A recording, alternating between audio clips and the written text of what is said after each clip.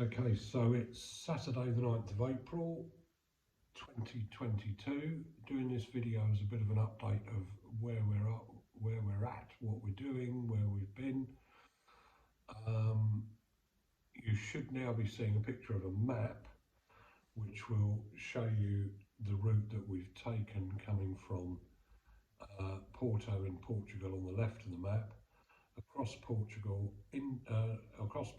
out of Portugal into Spain, and then into the south of France, across the Pyrenees, then right across the south of France, going past all those well-known places in the south of France, into Italy, across Italy. We didn't go into Slovenia, but we carried on from Italy up into Austria and through Vienna, or more or less through Vienna, and then into the Czech Republic, and finally into Poland, and then all the way to the former Tesco that I've been to before and picked people up from. One interesting point to note along the way was that we had a headlight out, and I managed to get a headlight in a sort of motorway services type place, but it was very difficult to get the headlight out to be able to put the bulb in. We found a very nice man in a garage in Italy and asked him if he could do it, with him speaking no English and us speaking no Italian, and eventually we convinced him of what it was we wanted and what we needed him to do. He proceeded to get on with it and did it for us, and then I asked him what we owed him, and he insisted that it was nothing. So I tried to offer him €10, but he would not accept it and said, no, I don't need money for doing that. That didn't take me a minute, or whatever it was he was saying in Italian. And we got it done. So hopefully by now in this video you've seen a couple of pictures of him doing the night and then with me afterwards. Now, we have now got back to the Tesco's that I've been to before and picked people up from, and we wanted to go there because we wanted to see if there was anyone who would be able to get into the United Kingdom, and then we could take people back to Britain, wherever, from England, Ireland, England, Wales or Scotland. It turns out, I think they've done something over 200 applications for visas, and they've so far got about 12 visas. I think those 12 have already left. And so they asked us if we could do a sort of certain amount of running people around that they needed doing. This is what they call the English team, or the United Kingdom team. And the United Kingdom team consists of a fluctuating number of people from all over Britain who manage to be here for about a week or 2 weeks at a time, whenever they can get time off work, and then they work here all the hours God sends in the time that they're here, and then they go back again. So today the first thing we did for the UK team was we took one person to the station and another person to the airport, and they're both on their way home. What I managed to do during that trip was effectively interview them as we're driving along. I think it was about a 9-minute drive to get them to the station, and I managed to get an interview with them in that time, and so I'm going to show you that interview now. We are Hello. on the way to Can the you airport. tell me your names? My name's Mo. And I'm Steve. And where are we just leaving? We're just leaving the crisis centre just over the border in Poland, and we have been on the UK desk with the Love Bristol team, and we've been supporting people who are coming from Ukraine to find hosts in the UK who are registered under the Homes to Ukraine scheme, and just matching them up and providing kind of support for them whilst they're waiting for their visas. And how long have you both been here doing all this? I think about 72 years. It feels like, but I've been here 2 weeks, and I've been here just over a week. And you were suggesting you want to come back, is that right? You're going to try to? I would love to. I think it's difficult because I was thinking, I can come out for a couple of weeks, and then, once things get sorted, once there's more kind of government support, once there's more like large NGO support, that potentially, it's fine, we can leave it to people who are more organised. But actually, like, there aren't people more organised. We are the ones that are doing the organising. So it seems that no matter what support we try and get, and try and get from people, it's just fallen to us to take it into our own hands. So we're just working through. And how many visas have you managed to get so far? So we have applied for, it's just pushing 200, and I think we've got like about 12 through. So we at the moment, some people find their own accommodation whilst they wait for the visas, which is great. Most people have nothing, so it's down to like really, really, really grassroots organisations and volunteer groups, to find the funding to pay for temporary accommodation for these people. So we're housing almost like over 100 people at the moment waiting for their visas. Across like 6 or 7 different locations. Yeah, and there's amazing people like the channel that you're watching here who are providing transport to onward transport for people going to other countries and providing aid, and it really is like the really, really grassroots people where actually like £5, £10, £20 can make a huge difference to people. And we're almost at the station, and you're late for your train, so thank you ever so much for your time. And good luck. Thank you. So it's plainly obvious that whatever it is that the government is saying back in Britain, getting visas is close to an impossibility for an enormous number of people. And this group of people who constitute the UK team started off as a core of people who came from a church in Bristol. That's still, I think, the core of that group of people, but there are other people who have come along and joined in and helped in the work that they're doing.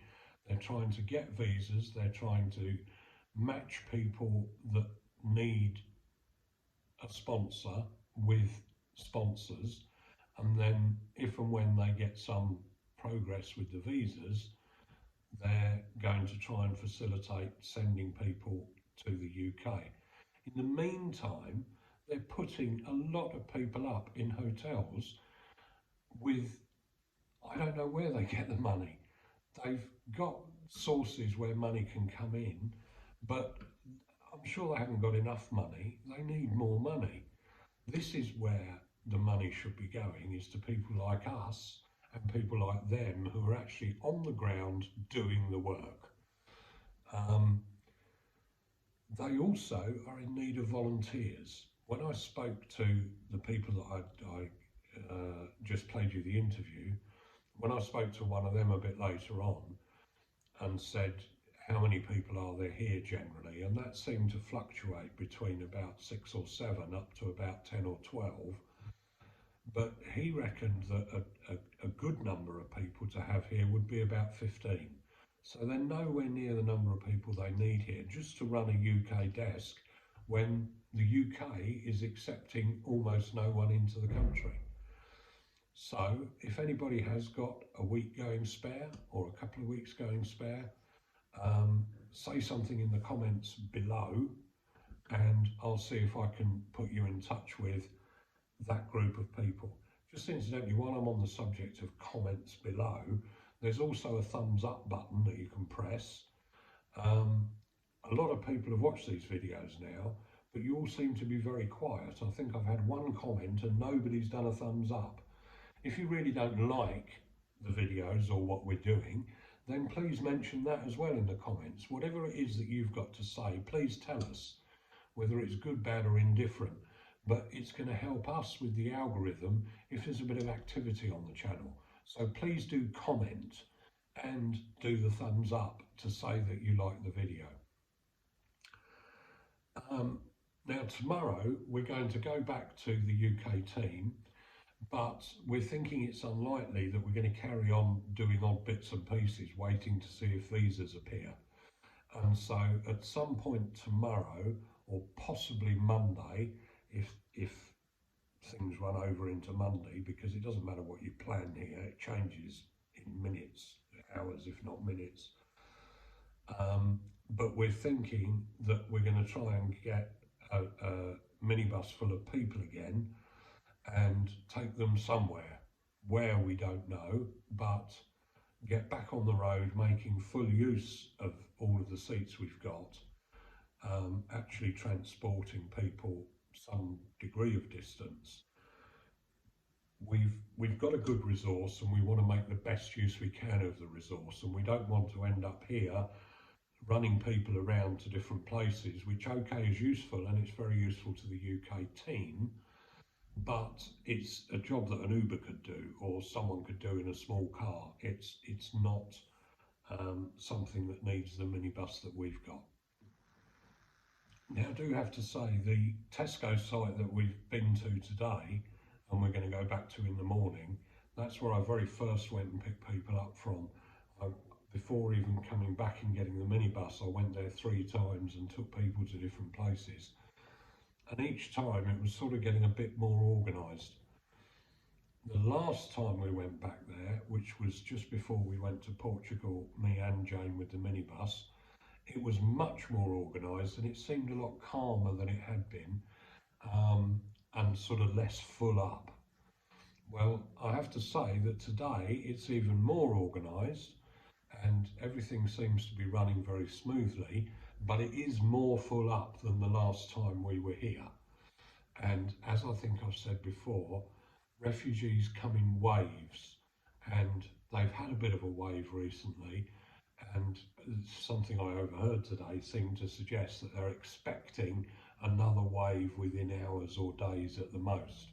And so there is still a need for these people to be transported to where they need to go. If people like us weren't doing this, it would be very, very difficult for a lot of these people to get where they're going. Not everyone can just get on a train and change trains and change another train and then take a bus, and it's just not that easy. Some people maybe could get on an aeroplane, but a lot of people can't just hop on an aeroplane. There's all kinds of reasons why people need the kind of transport that we and others offer. So your support means a lot, and being able for you to be able either to provide money to us or to spread the word and encourage other people to send money to us. If you've already sent us money, I'm not asking you please keep sending more money yourself, but I am asking you to spread the word. Get the word out there to your friends, to your followers, to your Facebook friends, your relatives, whatever it is. Send them the links to these videos, to the GoFundMe page, and keep the money coming in, because there will come a time, if the money doesn't increase, where we're going to say, can we afford to go back and do one more trip? And we want to keep doing it. And so hopefully you can spread the word, others can join in with helping, and we'll be able to keep going. I've got to tell you this, we were on our way back to Przemysl, as I think it is my current understanding of the pronunciation, to where the Tesco's is today, and we'd sort of decided that we didn't have enough money to do another trip, and we nonetheless would do another trip and put more money in ourselves than we have done already to see the trip out, and then we would come home to England. And then Jane had asked lots of her friends if they would donate money and to spread the word around to their friends. And a lot of her friends have donated money, an awful lot of her relatives have donated an awful lot of money. And one of the friends that she asked to spread it around to her friends and people that she knew, and one of those people spread the word around to her friends and people that she knew, and one of those people last night donated £500. and that really made the difference for us. There's been more donations since, and the newspaper article that we had appear in the local paper in Kent actually went online today, and that has raised the interest of people both watching the videos and donating money, and hopefully they're spreading the word still further, and we can keep going. That's our hope, that we can keep going. Someone asked us today, people ask us quite a lot, how long are we going to keep doing this? And the answer to that is we're going to keep doing this until either Putin stops or the money runs out. That's the way we're looking at it at the moment. We've considered maybe we'll take it in turns to take a break and see if we can get a substitute come out while one of us takes a break. Other than that, we take a day off after we've done a long trip, and then we head back to the border each time. That's what we intend to keep doing as long as the money keeps coming in. So please keep spreading the word, tell everyone, tell Facebook, tell Twitter, tell all the social medias about us, give them the links to these videos, give them the links to the GoFundMe page, and hopefully we can keep doing this.